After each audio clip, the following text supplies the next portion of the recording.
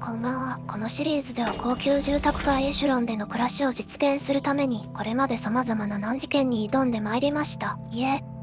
いろいろと面白いことが起こったせいで途中からはちょっとその話を忘れていた節がなくもない気はしますが、おそらくそれは気のせいです。ともかく、先日めでたく私も上流階級の仲間入りを果たして、自由にエシュロンへ立ち入ることが許可されました。というわけで本日は、お引っ越しをいたします。まずは荷物の片付けです。当シリーズの目標は達成してしまいましたが、せっかくですので隠居まで続けます。もし見たい依頼などがあればコメントいただけますと幸いです。どうも、闇市さん、買い取りお願いします。高額査定ありがとうございます。ダイヤモンドの値段はランダムなのですが、今回は当たりが多いですよ。持ちきれなかったのでもう一往復してきました。今度も期待してますよ。ヤフス。一体どなたですか？こんなまがいものをつかませてくださったのは。ダニエルさん、ダイナーのオーナーさんでスタッフから脅迫されているあのダニエルさんですか？やれやれ。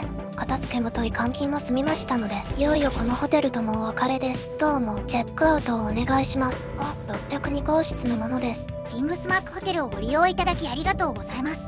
こちらこそ、追いはぎから逃げているところをフロントスタッフに無視されたり、スタッフが窃盗犯であることが発覚したり、思い返せば色々なことがありましたね。それでは次は引っ越し先を探していきましょう。ダイヤモンドがだいたい36,000クローくらいで売れまして、元々の所持金と合わせて現在の予算は42,000クローとなっております。一番高い部屋を買いますよ。物件情報はお店やホテル、役所にある掲示板に貼り出されております。不動産屋さんのようにまとめてくれている場所があればいいんですけど。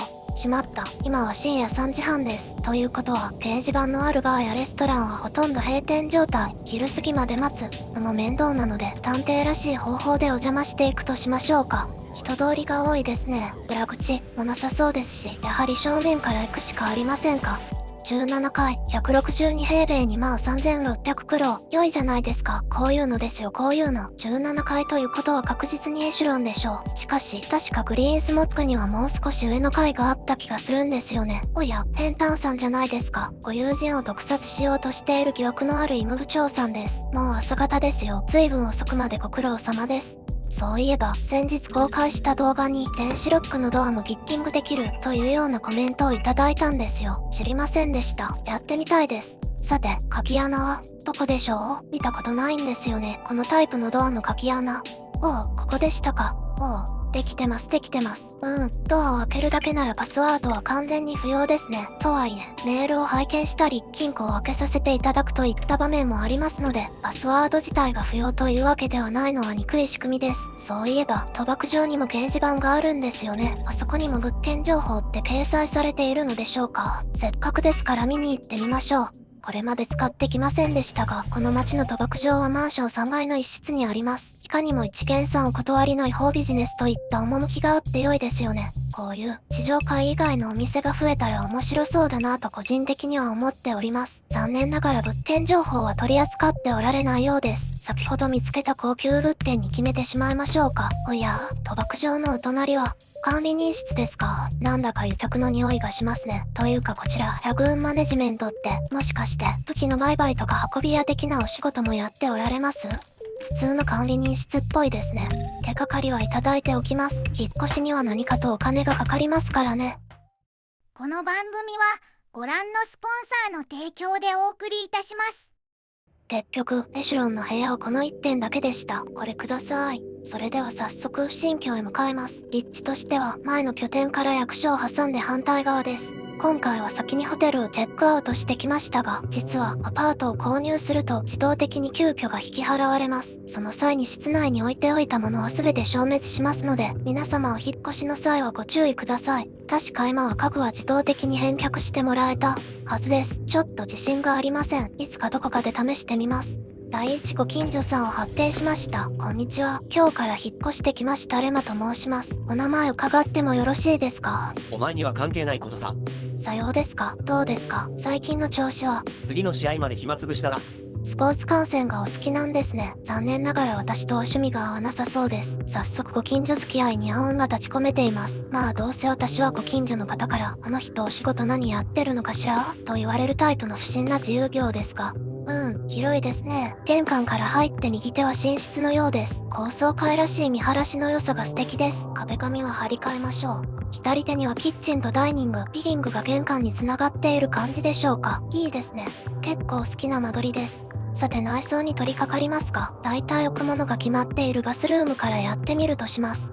内装を購入、設置するにはまずインベントリを開きまして、装飾を編集をクリックすると内装ウィンドウを開くことができます。まずは壁と床から行きましょうか。ここはバスルームですから何かそれっぽい壁紙は大理石いいじゃないですか。セレブっぽいですよ。床は水はけのためにタイルにしましょう。色も良い感じに決まったんじゃないですか。